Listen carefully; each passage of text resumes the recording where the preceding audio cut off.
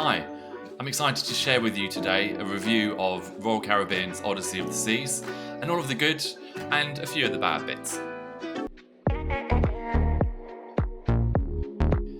So this ship is a Quantum Ultra class ship, which means that it's in the Quantum class. So the largest of the ships within Royal Caribbean's fleet are the Icon class, and then you have your Oasis class, and then you've got your Quantum class. So it's still pretty big. It was released in 2021, and so it's a pretty modern ship, particularly in Royal Caribbean standards. Now, the ship can accommodate up to 5,500 people, which is still quite a lot of people for the size of the ship. And I can tell you that it's beautiful inside. It's very modern, everything you expect it to be for a ship of its age. So the Quantum class ships have a number of things that are unique to them. We've been on Anthem, Quantum and now Odyssey, and they all have and share similar unique features, such as the skydiving simulator. You've also got the surf simulator, which you have also on some of the large Odyssey and Icon ships. You've also got Wonderland, which is a quite unique concept restaurant, which is on the Quantum class ships. And then you've also got the North Star, which is a viewing platform that elevates up to 300 feet above sea level. And it's something that you only find on these ships.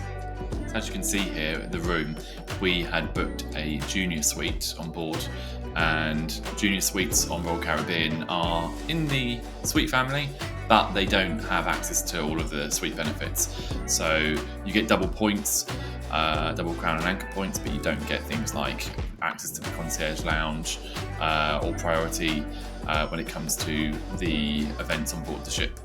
However, as you can see, it's still a great room. It's got loads of space. The bathroom has a full-blown bathtub in it, and it has a great balcony. And because the ship is a newer ship, you can see everything looks more modern on here.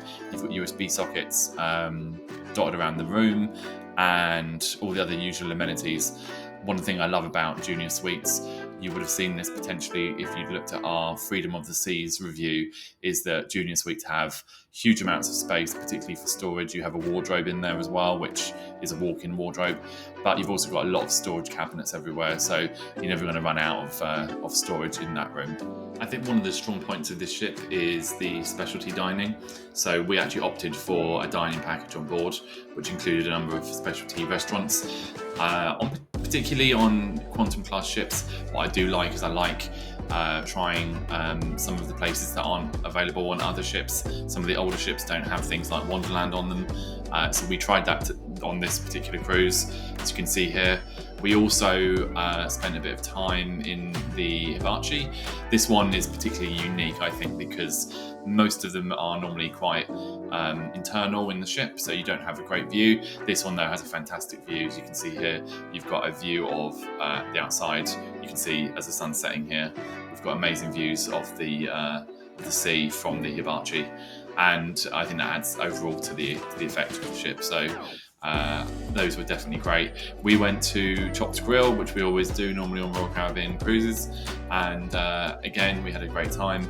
I think that the services always tends to be a little bit lacking in Chops. I think they're always slightly overwhelmed there, but the steak was good, the sides were good.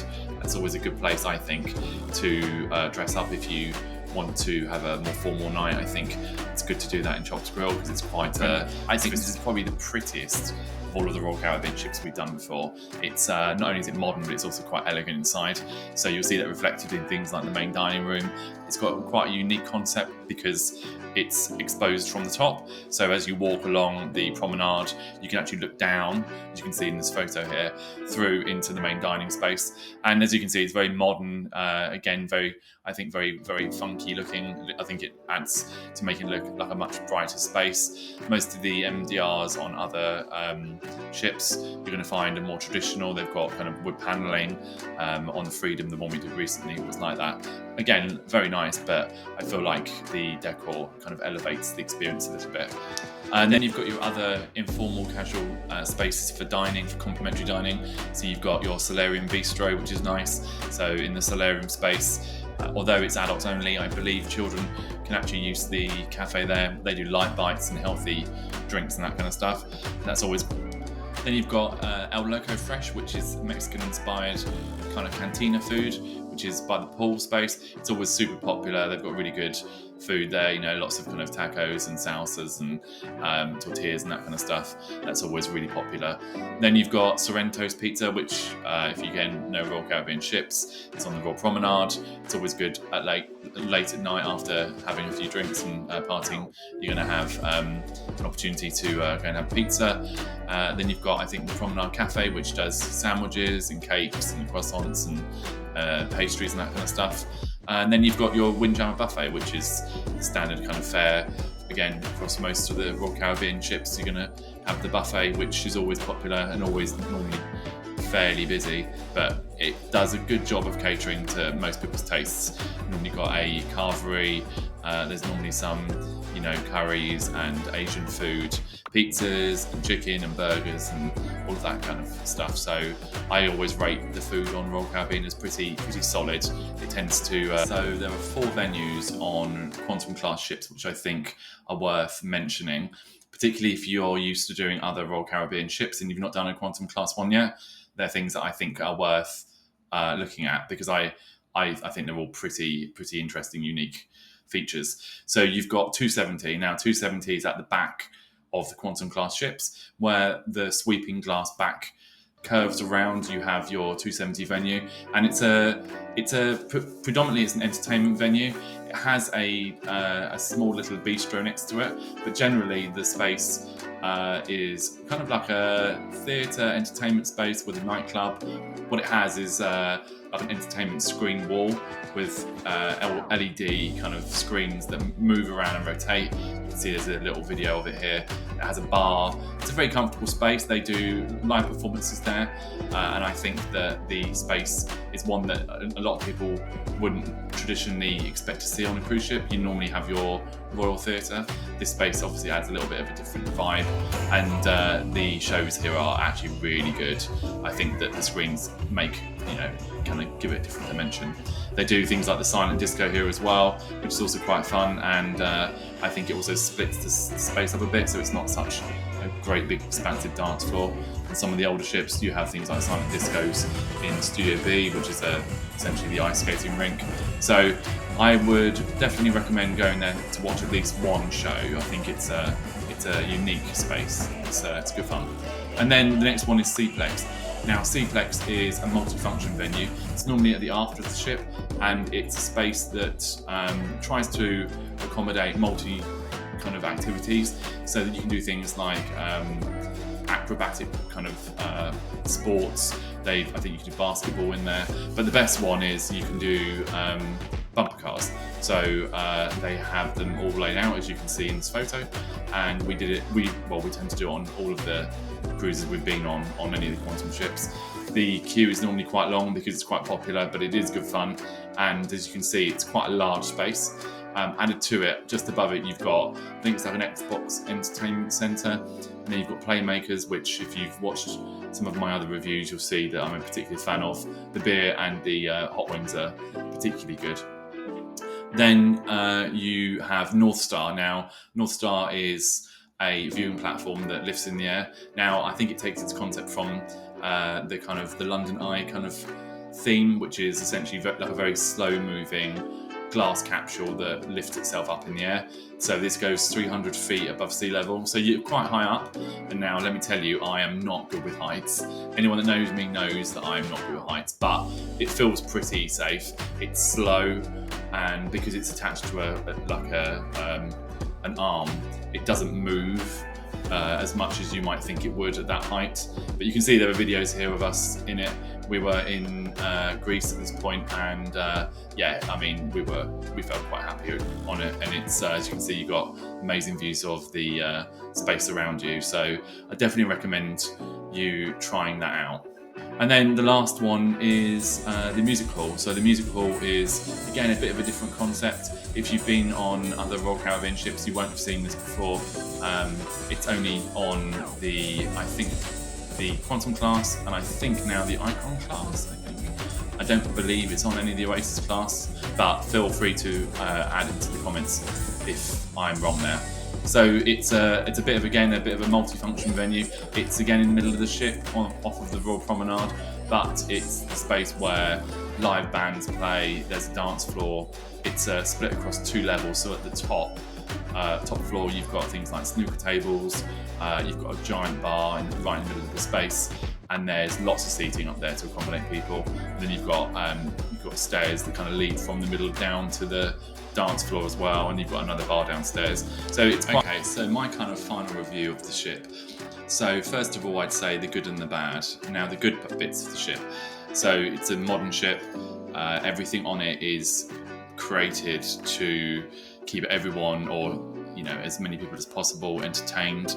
I think that the decor is beautiful, and as I said, I think it's probably one of the prettiest ships I've been on in the Royal Caribbean fleet.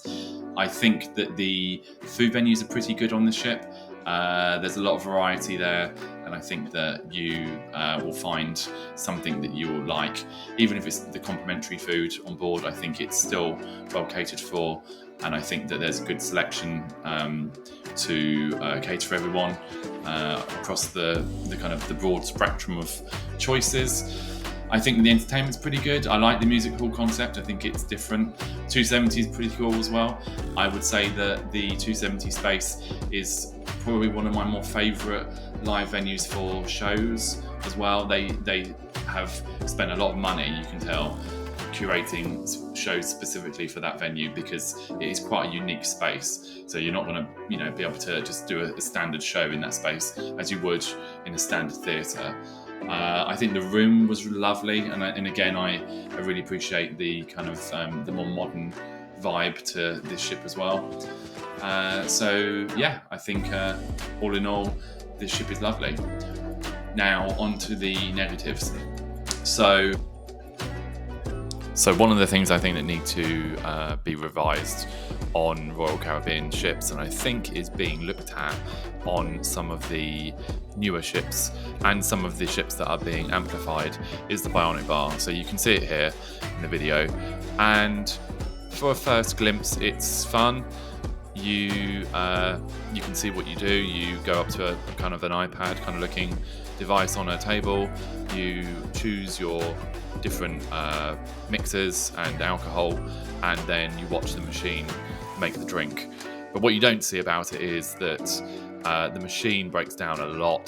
The poor attendants within the space are constantly having to jump on the unit to move the arms and then go around the back to fix the unit. So it tends to be pretty slow making a drink. But after you've seen it once, you kind of have seen it a million times, if you know what I mean. It's fine, and it's something that everyone takes a video of, and everyone likes to show their friends and family back home. But otherwise, it pretty much gets pretty old pretty quickly. And what I'd also say as well is, remember here that you're paying full price for the drinks. So drinks here will be $14, $15, $16 plus gratuities. They are included if you have a drinks package, but it's worth bearing in mind that you end up with a plastic cup.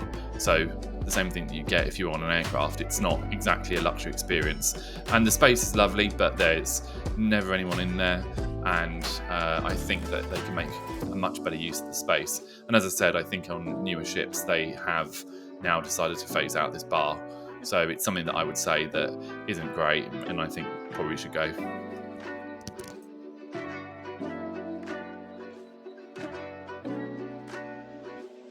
But I think that the price point is quite eye-watering. Now, when we reserved the room on the ship, it was probably about 30% more expensive than one of the older ships. Now, I know that this will change in the future when these ships become older. It's just something that's worth bearing in mind when you're looking at it. You are going to have to pay quite a heavy premium to go on the ship, I think. It's still one of the newer, popular, nicer looking ships. So as a result of that, the price is reflective of that. And then I think my biggest bugbear on this cruise was some of the Royal Caribbean excursions. Now, I would probably recommend, if you are looking at going on a cruise with diverse ports, that you do your homework first in advance. And I think that some of the Royal Caribbean excursions are horrendously expensive and not necessarily worth what you are paying for them. Private excursions usually work out better, and I normally recommend it. In some ports where you might not be quite as familiar, those are the ones where you probably would want to go with Royal Caribbean, because you get guarantees like if the excursion's late on the way back, you'll be guaranteed that you can get back on the ship, even if the ship is meant to leave after you've arrived. Now, on a private excursion, you don't have that luxury, but on a Royal Caribbean one, you do. But you are paying a difference for that. We were in Ephesus one day, and we had a particularly bad experience with an excursion. We had a particularly pressured sales environment where we were taken towards the end of the excursion to a rug factory. If you've done them before, let me know your thoughts on them, but we were in there for about an hour of a kind of a 4-hour excursion. And you know, these excursions are not cheap, so there tended to be quite a few ticked off looking people there. But added to that, our coach broke down on the way back. So not only were we very late and stressed, but we also, I think, were all quite irritated about the excursion. And Royal Caribbean, to be honest, were pretty unapologetic about the whole process. A lot of them just, accept the fact that that is part and parcel of the whole excursion. So do your homework, probably better than I do. On this one, and make sure that if you're doing an excursion, that it's one that doesn't necessarily include things like pressured sails in them as well. Otherwise, I think that the ship is a pretty nice ship, and I'd recommend you going on it. Thank you, as always, for watching my content.